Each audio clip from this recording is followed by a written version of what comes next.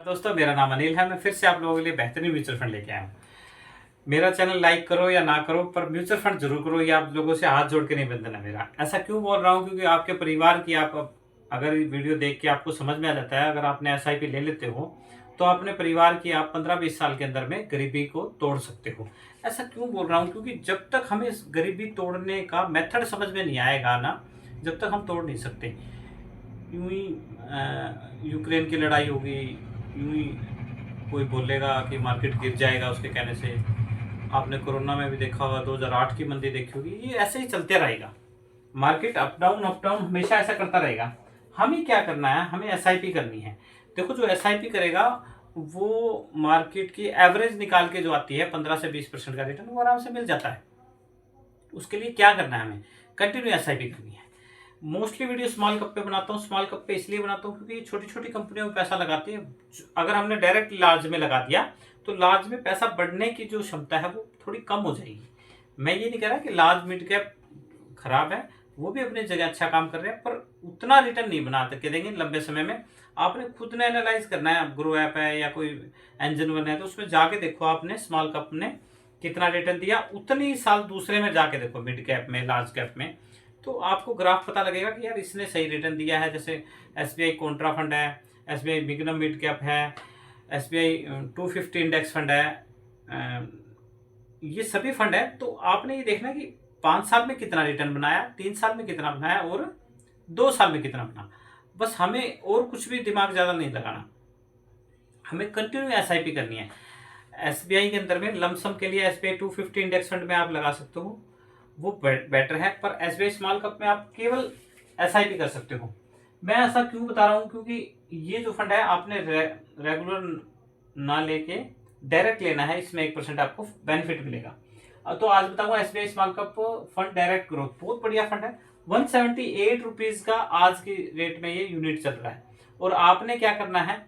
आपने इसकी रेटिंग, मैं बता रहा हूँ, 3 स्टार है। आपने कंटिन्यू एसआईपी करते रहना। ये करीब करीब 200 रुपये भी चला गया था, आज ये करीब करीब आपको सस्ता मिल रहा है।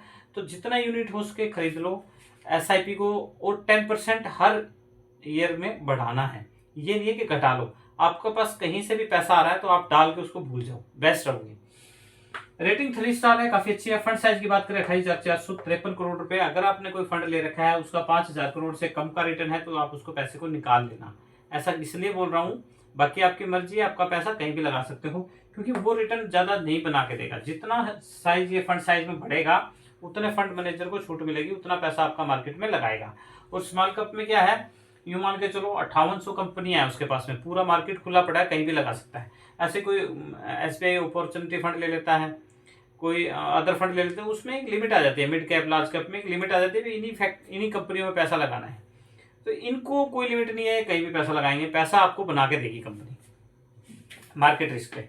होल्डिंग की बात करें 65 कंपनी, यही कंपनी आपको मेरे बनाएंगे, ये बात याद रखना। एक्सपेंस रेशियो 0.82 के करीब है। एग्जिट लोड आपको पता है 1% है। अगर 1 साल से अगर पहले पैसे निकलवाओगे तो इसमें 1% चार्ज कटेगा, अदरवाइज चार्ज नहीं कटेगा। 1 ईयर का मान के चलता हूं मैं, 1 ईयर में अगर आप पैसा निकलवाते हो तो चार्ज नहीं कटेगा, अदरवाइज आपका चार्ज कटेगा।